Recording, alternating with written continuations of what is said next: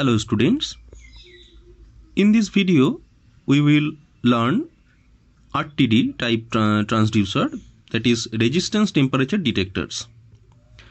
RTD is a primary and passive transducer, that is it converts one physical quantity to another physical quantity, so that this is primary type transducer and it requires external energy source to operate. So this is passive type transducer. Now you know that resistance changes with change in temperature, and that funda is used to the RTD type transducer. Here temperature change creates a change in resistance by this primary transducer. This change in resistance further converted into a proportional electrical signal by a secondary transducer. Now, what are the properties of material used in RTD? That is, its ratio of change in resistance to change in temperature should be high, and relationship between resistance change and temperature change should be linear.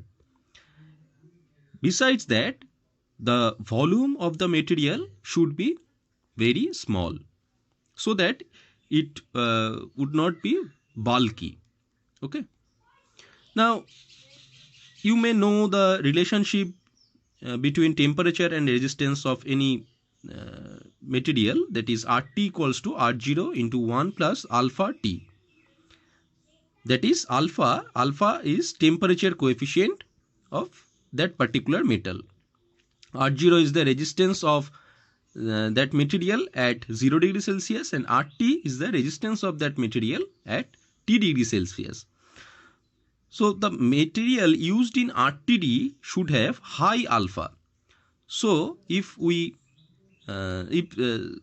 negligible change in temperature creates a sufficient change in temperature, okay, so that we get this ratio very high. Now here you can see the construction of a RTD. This is a key shape part, that is actually the primary part, okay, and this is a Wheatstone bridge. This bridge acts as secondary transducer. This is a sheath, and inside this sheath type tube there is the sensing material. We may use we may use platinum, nickel, copper, this type of element as this sensing material. Okay, here we say we use a platinum as a sensing material, and this sensing material temperature is this sensing material acts as primary transducer. Temperature creates a change in resistance, so one physical quantity converts into another physical quantity, temperature change convert to resistance change, and then using this bridge circuit we can convert this resistance change into a voltage change or a current change, that is an electric signal. So this bridge acts as secondary transducer. Here say the bridge have three fixed resistance, R1, R2, R4, and the resistance of this platinum is Rs, which is 6 to 12 millimeter of diameter. Okay, and as this is a passive type transducer, so we need an external voltage source, that is VDC, that is a DC voltage source. Okay, at balanced condition we you may know what is Wheatstone bridge.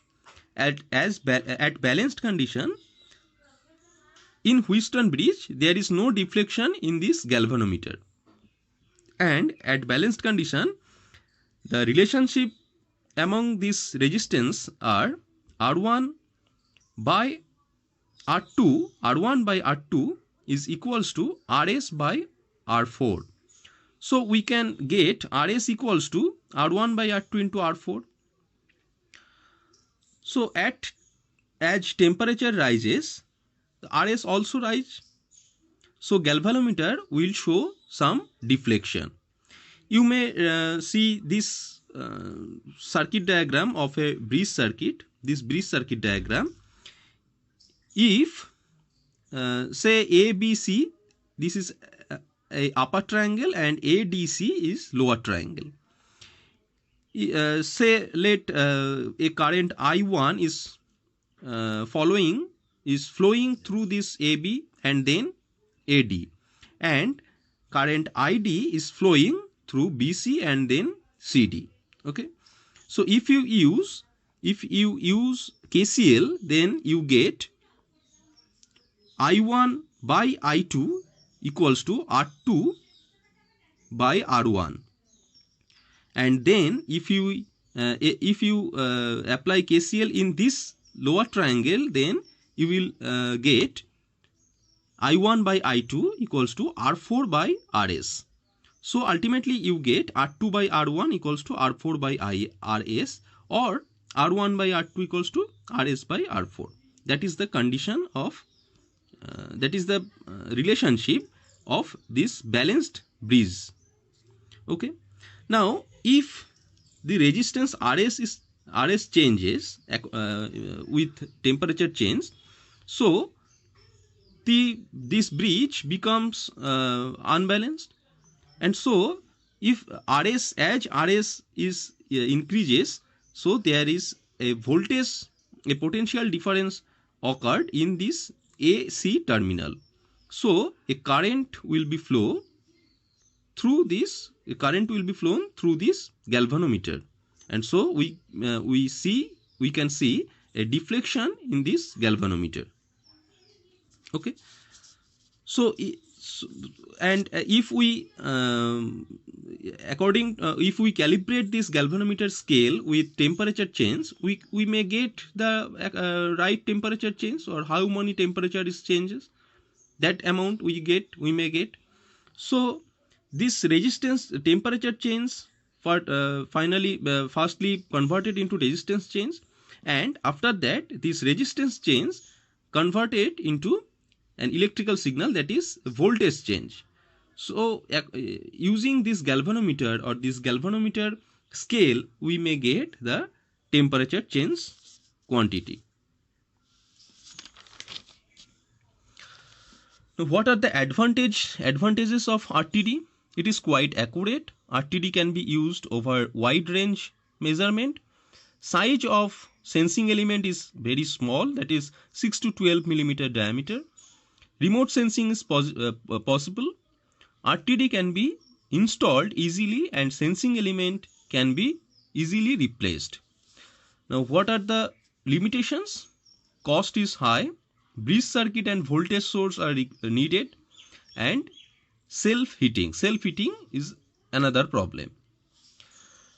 Now, what are the advantages of electrical transducer? Electrical amplification and attenuation can be done easily. The effect of friction is minimized, where the effect of friction is very much in case of mechanical transducer. The instrument can be controlled with a very small power, easier to measure, transmit and record the physical quantity. These are the advantages of electrical transducer. Thank you.